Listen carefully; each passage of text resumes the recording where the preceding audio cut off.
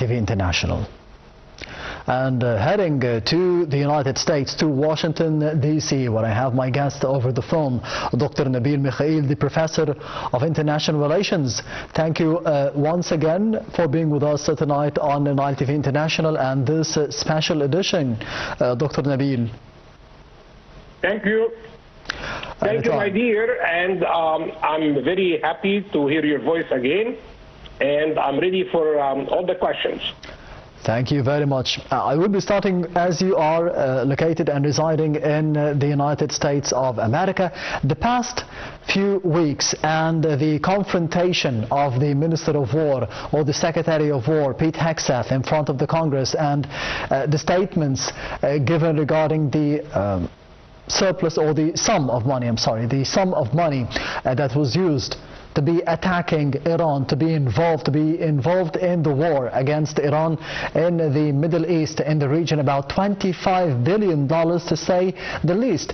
How do you see the popular opinion from the United States against those attacks that could be reignited following what we have seen today, the attacks against the United Arab Emirates by Iran?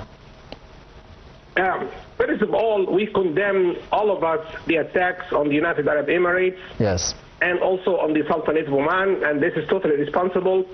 And these nations have their own sovereignties. This sovereignty must be respected, must be protected, and must be honored, and must be defended by all means. Yes. This is something that cannot be disputed or argued about.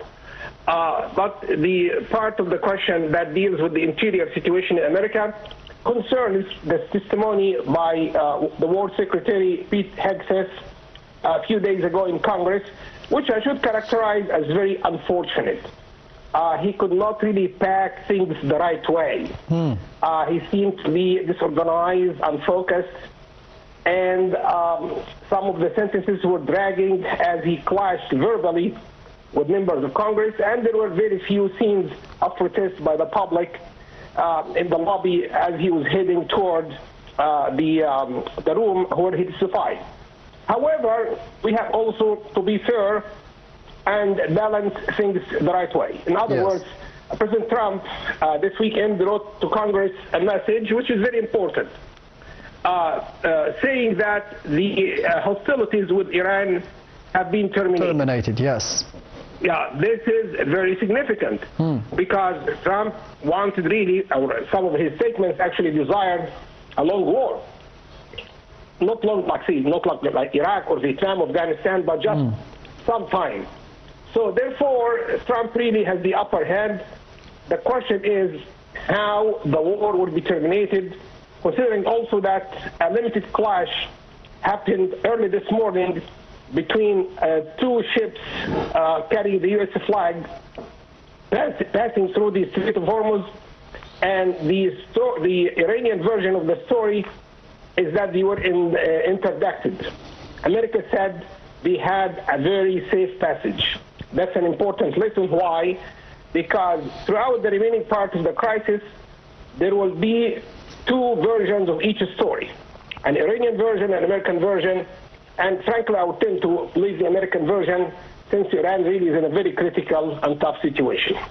Moments ago, speaking to my guest over the phone as well, Dr. Mohammed Al-Izabi, and he stated that he could be anticipating that the return of the war and the response, the military response from the United States against Iran could be anticipated within the upcoming 48 hours. Do you agree with this opinion, or as you mentioned, that there was criticism from the congressional leaders, from the Congress itself, against the Secretary of War, Pete Hegseth, and of course the American President Donald Trump to be even involved in the war that took place ever since the 28th of February and until the 1st of May, when the congressional hearing took place?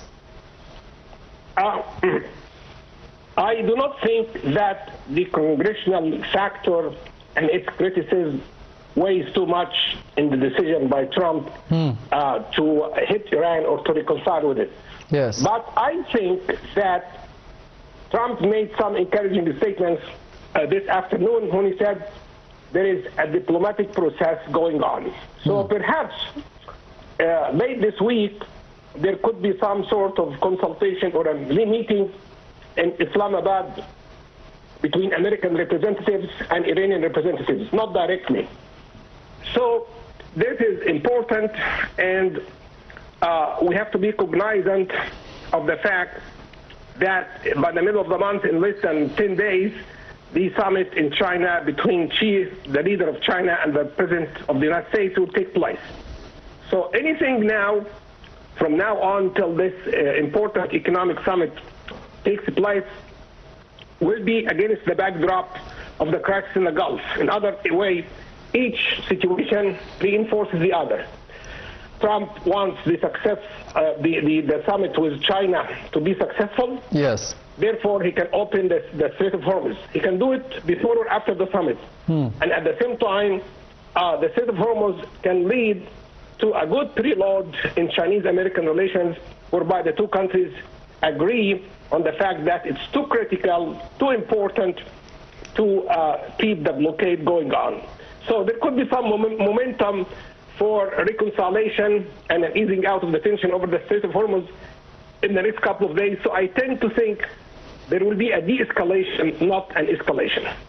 And speaking about Russia and China in specific, as you mentioned, there could be a summit in the 10 days time between both presidents of the US and China. And we have seen over the past week or so a phone call that lasted at least between 60 and 90 minutes between the Russian and the American presidents, Vladimir Putin and Donald Trump. Of course, they tackled the situation in the Middle East and the war between the US and Iran. How do you see the pressures being applied from afar, however, from Russia and China against the US president to be stopping the war? I'm glad that you mentioned this story. It's an important fact that the conversation was lengthy. Perhaps also it included some other points like Ukraine and others. But we are cognizant of the fact that Abbas Araghchi, the foreign minister of Iran, went after his failure to meet with the American envoys. He went directly from Islamabad to Moscow. To Moscow, yes. So he conversed at length with the Russian leader. So what President Putin was conveying to President Trump mostly was what Araghchi told him or told the Russian leaders. So he actually told Trump what transpired inside Iran. What does Iran think? That Iran perhaps wants really an end to the war, but at the same time also Iran contradicts itself because it hits the Emirates and it hits the Sultanate of Oman. But perhaps the two leaders discussed the idea of the Iranian uranium and the necessity of opening of the Strait of Hormuz, and also of just reinforcing or boosting the Islamabad process. Yes, and hopefully this could be concluded, as you mentioned, Doctor, in the next few days. Dr. Nabeel Mikhael, the Professor of International Relations from Washington, D.C. Thank you very much for being with us tonight on Nile TV International. And this brings us to the end of this special coverage. Thank you for watching, and goodbye.